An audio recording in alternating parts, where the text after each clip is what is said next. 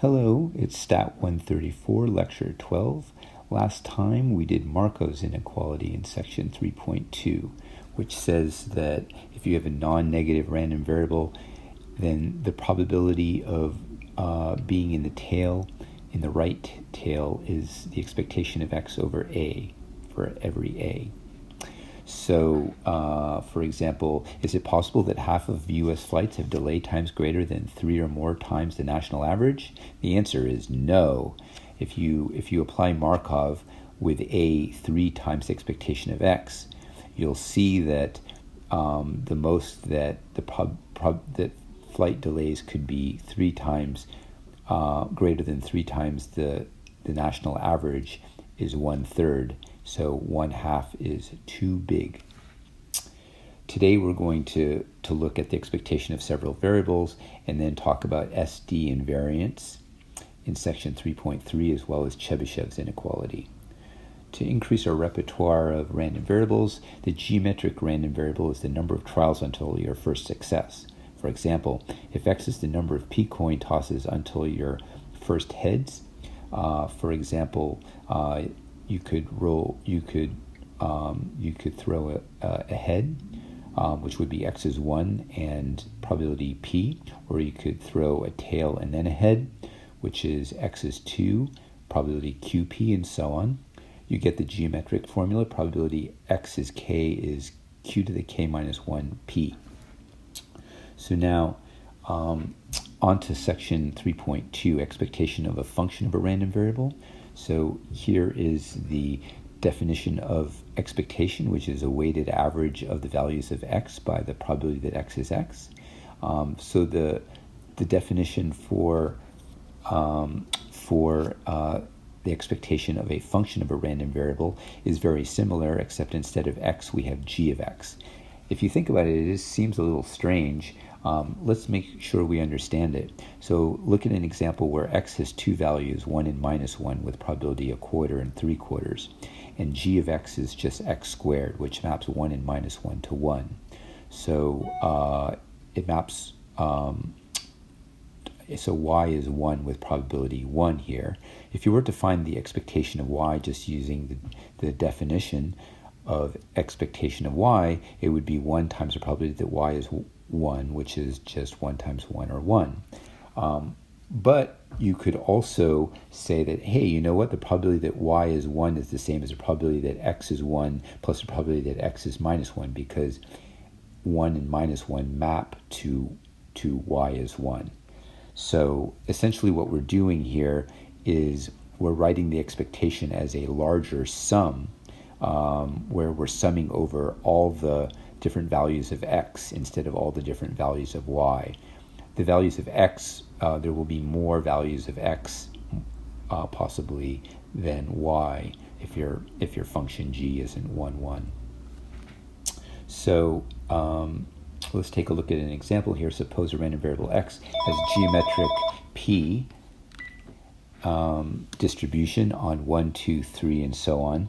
Let p be greater than 2/3. Find the expectation of 3 to the power x. If you use an infinite sum, you must simplify it. So we're going to use the fact that, we're going to use our geometric formula as well as the definition for the expectation of g of x. And we see that the expectation of 3 to the power x is this infinite sum indeed. And we can write it out and see that it is in fact 3p times a geometric sum.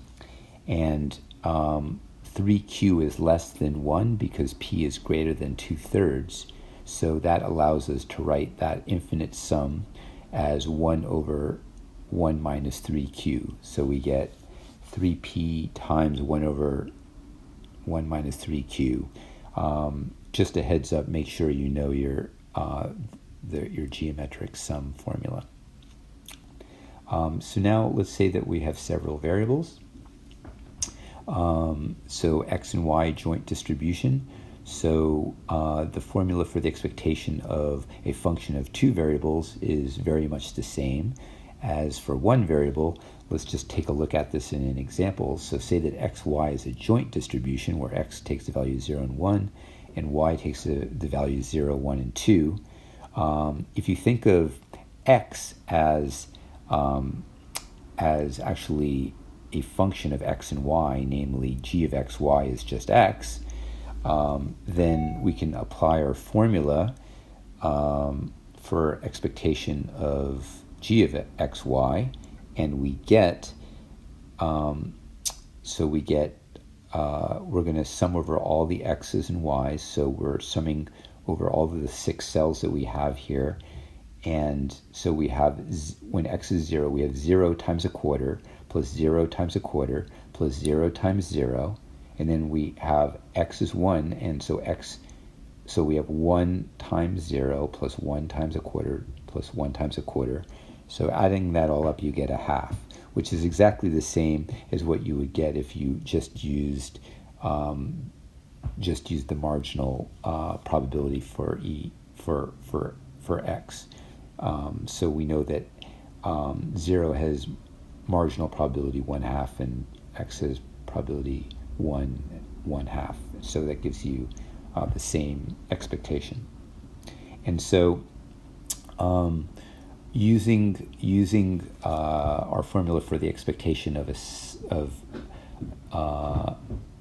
a function of 2 variables, we can show that the expectation of x plus y is the expectation of x plus the expectation of y, and we can also show that the expectation of xy is equal to the expectation of x times the expectation of y. Just be very aware that the first theorem here doesn't require any independence, whereas the second one does.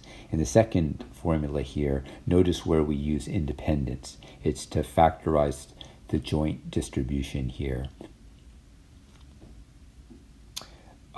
We are done with section 3.2, on to 3.3 on standard deviation. The standard deviation is the average spread of your data around the mean. So for example, if you look at this distribution here, is the average spread around the mean 5, 15, or 50? You guessed it right, it's 15. How can I tell? Well, I'm going to look at the center of my data, which is 35, and it looks like most of my data is within 10 of that, right? If you look, it seems to have a peak around 25.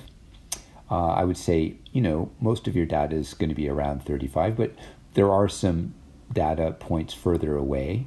So 10 plus a little bit more is going to be, let's say, 15. Certainly not going to be 50. That would be a very, very broad distribution. Certainly not going to be 5. That would be a very pointy distribution.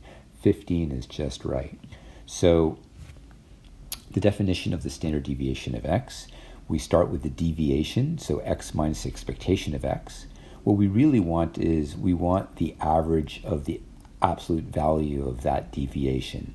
But absolute value isn't friendly with calculus. So instead we're going to square x minus expectation of x, then take the expectation of that, and to get the units right, we need to then take the square root to undo that square that we did earlier. The variance is just the square of the SD. So on to Chebyshev's inequality. So Chebyshev's inequality applies to any random variable x, but you do need to know both the expectation of x and the SD of x. And it says that to be more than k SDs away from the mean, the chance of that is less than or equal to 1 over k squared. So Chebyshev's inequality also provides a tail bound. And so, for example, if you wanted to find what's the probability that x is more than 30 away from 35, well, I would notice that okay, 1, 35 is the average, and 2, 30 is 2 SDs. So k is 2 here, and I can apply Chebyshev. To get that probability is less than or equal to a quarter. So what can you say about the probability that x is greater than or equal to 65? Well, this distribution isn't symmetric, so you really can't say any more than that it's less than or equal to a quarter. If the distribution was if the distribution was symmetric, then you could say that it's less than or equal to an eighth, but that's not the case here. So let's just review. Markov requires x to be non-negative. You need the expectation of x, and it's about the right tail. Chebyshev is good for any x. You need both the expectation and the SD, and it can apply to one or both tails. So then we did a concept test that I might have made a little bit too easy, but that's okay. The last one was probably too hard, so it all balances out right. A list of incomes has an average of 70,000 and an SD of 30,000. Let P be the proportion of incomes over 100K. To get an upper bound for P, you should not apply normal distribution because our incomes isn't normal. Markov works because incomes is non-negative, and that would give me a bound of 70 over 100. Chebyshev would work, but isn't really useful here because I see that my K is 1, and if K is 1, then the bound I get is 1. And the probability being less than or equal to 1 isn't helpful. So the answer would be B. We then finished with a proof of Chebyshev. Chebyshev follows directly from Markov's inequality, but you do need the SD.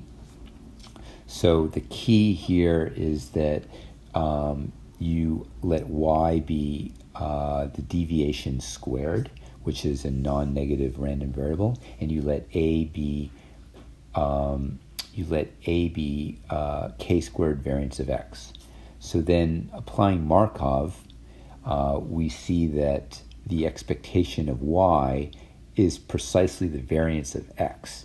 So we get the variance of x over k squared variance of x, and a beautiful thing happens. The variance of x is canceled, and we get 1 over k squared. Awesome. Furthermore, y greater than or equal to a translates to what I've written here, which when you take the square root of both sides of this inequality, you get exactly the probability that the absolute value of x minus expectation of x is greater than or equal to k stx. It is all beautiful. So that gives us Chebyshev's inequality. So that's the show on this Wednesday. I hope you enjoyed it, and I look forward to seeing you all on Friday.